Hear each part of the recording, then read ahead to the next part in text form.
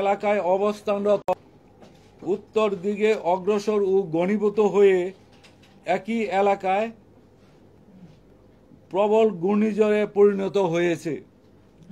এটি আজ ২৬ মে ২০২৪ সকাল ৬টায় চট্টগ্রাম সমুদ্র বন্দর থেকে ৪০০ কিলোমিটার দক্ষিণ পশ্চিমে, কক্সবাজার সমুদ্র বন্দর থেকে ৩৬০ কিলোমিটার দক্ষিণ পশ্চিমে, মংলা সমুদ্র বন্দর থেকে ৩০০ কিলোমিটার দক্ষিণে এবং পায়রা সমুদ্র বন্দর থেকে ২৯৫ কিলোমিটার দক্ষিণে অবস্থান করছিল।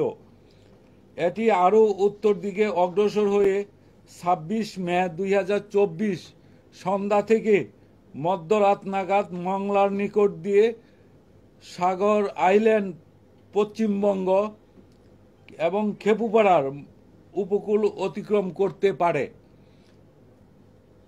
বাংলাদেশের উপকূলীয় এলাকায় প্রবল ঘূর্ণিঝড়ের প্রভাবে ইহার অগ্রভাগ দমকা এবং জোরো হাওয়ার সৃষ্টি শুরু হয়েছে।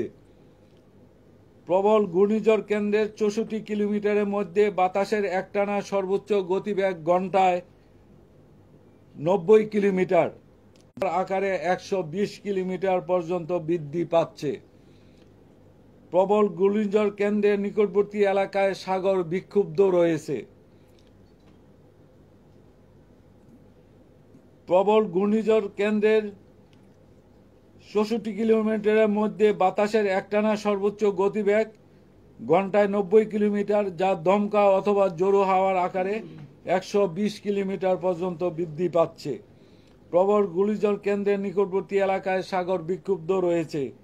পায়রা ও মংলা সমুদ্র বন্দরকে ৭ নম্বর বিপদ সংকেত নামিয়ে তার পরিবর্তে ১০ নম্বর মহা বিপদ সংকেত, আমি আবার বলছি ১০ নম্বর মহা বিপদ সংকেত দেখাতে বলা হয়েছে।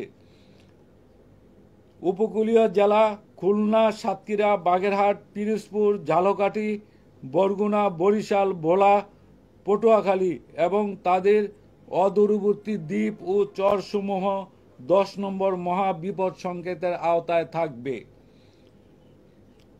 কক্সবাজার ও চট্টগ্রাম সমুদ্র বন্দরকে ৬ নম্বর বিপদ সংকেত নামিয়ে তার পরিবর্তে ৯ নম্বর মহা বিপদ সংকেত, আমি আবার বলছি ৯ নম্বর মহা বিপদ সংকেত দেখিয়ে যেতে বলা হয়েছে।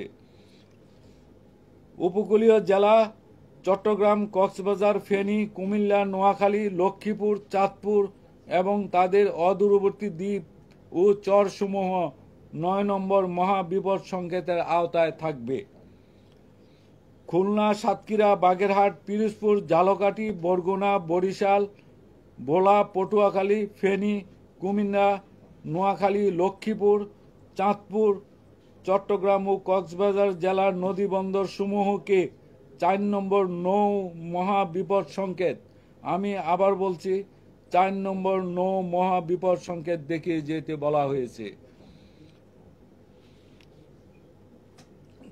প্রবল ঘূর্ণিঝড়ের অগ্রবর্তী অংশ ও বায়ুর চাপের আধিক্যের প্রভাবে উপকূলীয় জেলা খুলনা, সাতক্ষীরা, বাগেরহাট, পিরোজপুর, ঝালকাঠি, বরগুনা, বরিশাল, ভোলা, পটুয়াখালী, ফেনী, কুমিল্লা, নোয়াখালী, লক্ষ্মীপুর, চাঁদপুর, চট্টগ্রাম, কক্সবাজার এবং তাদের অদূরবর্তী দ্বীপ ও চরসমূহের নিম্নাঞ্চল স্বাভাবিক জোয়ারের চেয়ে ৮ থেকে ১০ ফুট বায়ুতাড়িত জলোচ্ছ্বাসে প্লাবিত হতে পারে। প্রবল ঘূর্ণিঝড়ের প্রভাবে রাজশাহী, রংপুর, ময়মনসিংহ, ঢাকা, খুলনা, বরিশাল ও চট্টগ্রাম এবং সিলেট বিভাগের দমকা অথবা জোরো হাওয়া সহ ভারী থেকে অতি ভারী বর্ষণ হতে পারে। অতি ভারী বর্ষণের প্রভাবে কক্সবাজার, বান্দরবান, রাঙ্গামাটি, খাগড়াছড়ি ও চট্টগ্রামের পাহাড়ি অঞ্চলে কোথাও কোথাও ভূমিধস হতে পারে। উত্তর বঙ্গোপসাগর ও গভীর সাগরে অবস্থানরত সকল মাছ ধরার নৌকা ও ট্রলার সমূহকে পরবর্তী নির্দেশ না দেওয়া পর্যন্ত নিরাপদ আশ্রয়ে থাকতে বলা হয়েছে। এই ছিল আজকে আমাদের ১০ নম্বর আবহাওয়ার বিশেষ বিজ্ঞপ্তির প্রবল ঘূর্ণিঝড় নিয়ে সর্বশেষ অবস্থা। একটা জিনিস একটু ক্লিয়ার করবেন যে ঘূর্ণিঝড়ের আঘাত হানবে কখন, মূল অংশ এবং অগ্রভাগ, এটা যদি একটু ক্লারিফাই করে দিতেন, এবং মূল আঘাত এবং অগ্রভাগ। হ্যাঁ, আমি বুলেটিনে একটু ইঙ্গিত দিয়েছি যে এটি আজ 26শে মে সন্ধ্যা থেকে মধ্যরাত নাগাদ স্থলভাগ অতিক্রম করতে পারে। এটা আমরা এখানে বলেছি যে কেন্দ্রটার অতিক্রমের সময়। তো আপনি যে প্রশ্নটা করেছেন যে অগ্রভাগ, অবশ্যই একটা সুন্দর প্রশ্ন। অগ্রভাগ আজ বিকাল 3টার থেকেই উপকূলীয় জেলাগুলিতে, যে সমস্ত জেলা আমি পড়ে শোনালাম, যে উপকূলীয় যে আমাদের 14টা জেলা আছে, সেই সমস্ত জেলাগুলিতে এর অগ্রভাগের প্রভাবে ভারী বৃষ্টিপাত সহ দমকা থেকে জোরো হাওয়া বয়ে যাবে।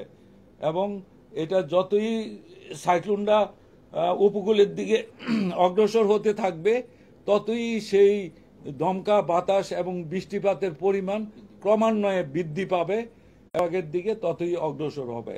এবং ফাইনালি এর যে কেন্দ্র, এটি মধ্যরাতের মধ্যে এটা বাংলাদেশের উপকূল অতিক্রম সম্পন্ন হবে। যখন অতিক্রম করবে তখন আসলে জোয়ারের একটা ব্যাপার আছে, জোয়ারের সময় যদি অতিক্রম করে সেক্ষেত্রে কতটা ভয়াবহ তাণ্ডব চালাতে পারে সে বিষয়টা একটু যদি। এখানে কয়েকটা বিষয় আমি উল্লেখ করি, কয়েকটা বিষয় আমি উল্লেখ করেছি। সেটি হলো যে জলোচ্ছ্বাসের কথাটা আমি বলেছি 8 থেকে 10 ফুট, এবং ভারী বর্ষণ আরেকটি অংশ, আর দমকা বাতাস। এই যে 3টা অংশ একই সাথে কার্যক্রম চলবে, সেহেতু এখানে যে তাণ্ডব হবে এটা আপনারাই বিবেচনা করেন যে জলোচ্ছ্বাস, ভারী বর্ষণ এবং সেই সাথে দমকা থেকে জোরো হাওয়ার বাতাসটা 90 থেকে 120 কিলোমিটার পর্যন্ত, কোথাও কোথাও আরো হঠাৎ করে একটু বেশিও হতে পারে। এটা একেবারে পারফেক্ট মেজারমেন্ট নয়, কোথাও 130ও হয়ে যেতে পারে। সেই ধরনের বাতাস হবে। সুতরাং এটা অতিক্রমের সময় এবং তার আগে পরে এই যে প্রভাব, এটা খুব ভয়াবহ অবস্থায় হবে। এখানে এটা আজকে রাতের পরেও এটা সেন্টার অতিক্রম করবে রাত 12টায় ধরেন, তার পরবর্তীতে তার পিছন অংশ রয়ে গেছে, সেটাও অতিক্রম করতে রাত আরো 3টাও বাজতে পারে বাকি অংশ। আমরা এখানে কেন্দ্রটার কথা বলেছি যে মধ্যরাতে সে অতিক্রম করবে। হ্যাঁ, আরো ধরে নেন আরো পরবর্তী 3 ঘন্টা, 4 ঘন্টা, 5 ঘন্টা হতে পারে। এবং এটা স্থলভাগে উঠার পর বাংলাদেশের উপরে উঠে এটা মানে ল্যান্ড ডিপ্রেশন, তখন স্থল নিম্নচাপে পরিণত হয়ে বাংলাদেশের উপরে আগামীকাল হোল ডে এটার প্রভাবে বৃষ্টিপাত হবে এবং বিভিন্ন জায়গায় ভারী থেকে অতি ভারী বর্ষণ হবে। গ্লোবাল ওয়ার্মিং এর একটা প্রভাব প্রকৃতি প্রতিবেশের উপরে আছে, সেটার এই ঘূর্ণিঝড়ের উপরে কি গ্লোবাল ওয়ার্মিং এর কোনো প্রভাব আছে কিনা? আমরা কিন্তু আগে দেখেছি যে সাইক্লোন টর্নেডোতে একদিন দুদিন আগে থেকে বৃষ্টিপাত বা ঝিরিঝিরি বৃষ্টিপাত, এবার কিন্তু সেটা আমরা দেখছি না। সেটার কোনো প্রভাব আছে কিনা? অবশ্যই, কারণ গ্লোবাল ওয়ার্মিং যখন হচ্ছে, আপনারা জানেন যে ঘূর্ণিঝড় কখন সৃষ্টি হয়, সাগরের এসএসটি, যেটাকে এসএসটি অর্থ হলো সি সারফেস টেম্পারেচার। এই সি সারফেস টেম্পারেচার যখন 26 ডিগ্রি তার চেয়ে অধিক হয়, তখনই এই সাইক্লোনটা তৈরি হয় সাগরে। তো গ্লোবাল ওয়ার্মিং এর কারণে দেখা যাচ্ছে সাগরের তাপমাত্রাও বেড়ে যাচ্ছে। তো এইখানে যে সাইক্লোনটা হচ্ছে, বর্তমানে আমরা সেই এসএসটি পাচ্ছি 30 থেকে 32 ডিগ্রি, এবং এটা আজকে এখন অ্যানালাইসিস চলতেছে। আমার মনে হয় যে এটা 33-34-এ উঠে গেছে, যেহেতু সিভিয়ার সাইক্লোন পরিণত হয়ে গেছে। কোথাও কোথাও 34 ডিগ্রি টেম্পারেচারও হয়ে যেতে পারে, কারণ গতকালকে আমরা দেখেছি 30 থেকে 32 ডিগ্রি টেম্পারেচার নর্থ বেতে এবং তার সেন্ট্রাল বেতে এই ধরনের টেম্পারেচার এসএসটি আমরা পেয়েছি। আমরা জানি যে পায়রা থেকে 295 কিলোমিটার দূরত্বে অবস্থান করছে, সেটা ঘন্টাখানেক আগে আমরা জানতে পেরেছি। সেটা এখন কি অবস্থা আছে, কতটুকু দূরত্বে অবস্থান করছে, আর এটার বাতাসের কেন্দ্রে বাতাসের গতিবেগটা এই মুহূর্তে 9টায় আমরা আর একটা বুলেটিন ইস্যু করতেছি, এটা আধা ঘন্টার মধ্যে আপনারা পেয়ে যাবেন। ওইটা পেয়ে গেলে এই যে ডিস্টেন্সগুলি আছে, এটা উত্তর দিকে অগ্রসর হচ্ছে, সুতরাং এটা মংলা এবং পায়রা সমুদ্র বন্দরের দিকে আগাচ্ছে। যেটা 295 আছে, এটা হয়তো আপনার কমে 250 বা 40-60-এর দিকে চলে আসতে পারে। এটা একজাক্ট না, আমি এখনো এটা ক্যালকুলেশন চলতেছে, আপনারা একটু পরেই পেয়ে যাবেন। আমার মনে হয় যে আপনারা নিউজটা করার সময় এই বুলেটিনটা, সর্বশেষ বুলেটিনটা সংগ্রহ করে নেবেন সবাই। আচ্ছা, আমরা যদি কিলোমিটার বেগে এগিয়ে আসছি উপকূলের দিকে, কত কিলোমিটার বেগে এখন এগিয়ে আসছে? এখন যে আগাচ্ছে কত কিলোমিটার বেগে, এইটা ক্যালকুলেশন আমরা করব 12টায়।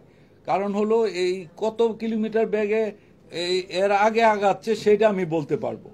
কারণ এই যে আগানোর যে গতির যে এটা বলা ফোরকাস্টে কখনো এই পৃথিবীর কেউ দিতে পারে না যে কত কিলোমিটার বেগে সে অ্যাডভান্স হবে। কারণ হলো এটা কখনো স্লো হয়। কালকে ছিল 17 কিলোমিটার, রাতে এটা কমে আসছে 6 কিলোমিটারে, হ্যাঁ, গতিতে। যার জন্য আমরা বলেছিলাম যে সন্ধ্যা 6টা নাগাদ আঘাত করবে, এবং পেরিফেরি এফেক্ট গতকালকে আমরা বলেছিলাম সকাল থেকে শুরু হবে। যেহেতু এটা গতি স্লো হয়ে গেছে, এটা একটু পিছায় গেছে, এই জন্য এটা আজকে মধ্যরাতে আমরা বলছি যে এটা কেন্দ্র অতিক্রম করবে। আর পেরিফেরি এফেক্টের বিকাল থেকে, অর্থাৎ 3টার থেকে 4টার মধ্যে উপকূলীয় এলাকায় আঘাত হানবে। গতি কমলে কি শক্তি বাড়ে কিনা? জি, এই গতি বিগত বছরে যত ঘূর্ণিঝড় এসেছে আমাদের দেশে, সেটা থেকে এটা কতটা ভয়াবহ হতে পারে বলে মনে করছেন? তুলনামূলক বলবেন যে ভয়াবহতা এটা ভয়াবহতা আমি বলেছি যে আপনার এটা সিভিয়ার সাইক্লোনিক স্টর্ম। হ্যাঁ, এই সিভিয়ার সাইক্লোনিক স্টর্মের যে গতি বাতাসে, এটা 120 পর্যন্ত সর্বোচ্চ, 90 থেকে। আমাকে একটা প্রশ্নের উত্তর শেষ করি, তারপরে আপনারটা আমি শুনবো, অবশ্যই উত্তর দিব। তো এই যে সিভিয়ার সাইক্লোনের যে ক্যারেক্টার, সেই ক্যারেক্টার অনুযায়ী তার যে বাতাসের গতি, তার সাথে যে স্টর্ম সার্জ, তার সাথে যে বৃষ্টিপাতের পরিমাণ, সেইগুলি আমরা এই বুলেটিনে উল্লেখ করেছি।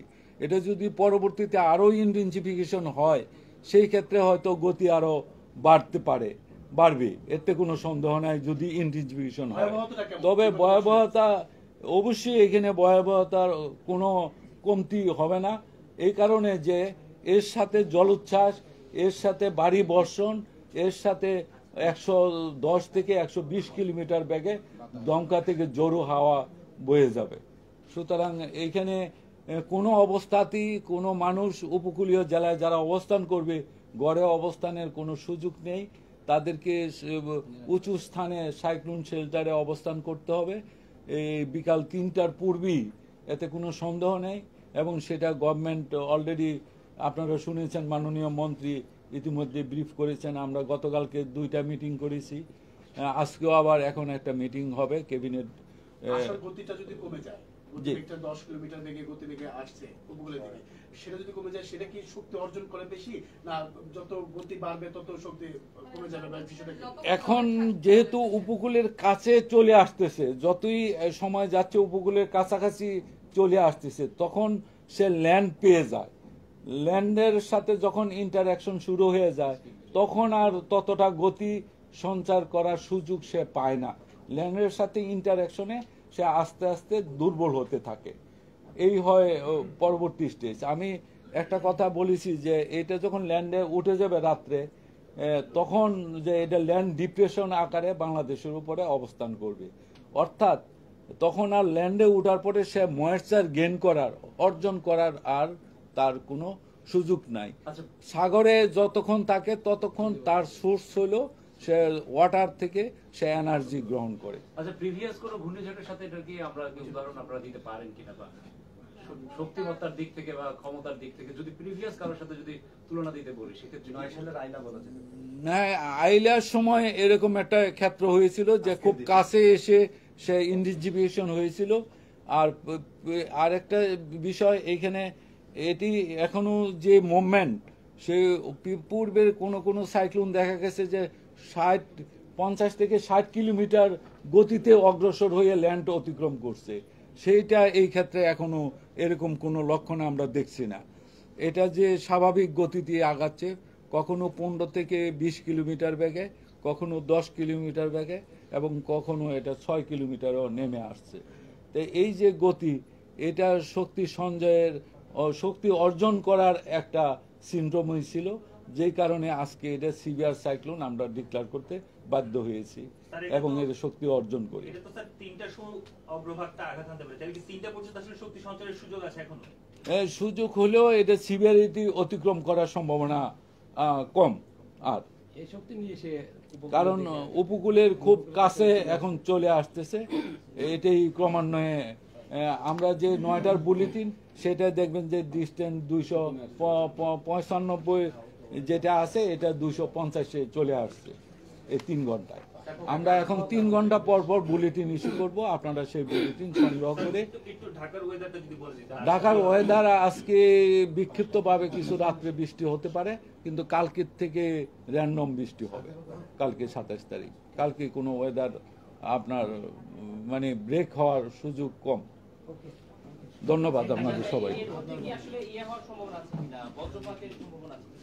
এই ক্ষেত্রে তো যখন কোনো জায়গায় আপনার ক্লাউডের হাইট যখন 15 কিলোমিটার হয়, সেই সমস্ত ক্ষেত্রে বজ্রপাত তো অবশ্যই হয়। এই সাইক্লোনের ক্ষেত্রে বজ্রপাত এবং বিদ্যুৎ চমকানো দুইটাই এখানে সম্ভাবনা আছে।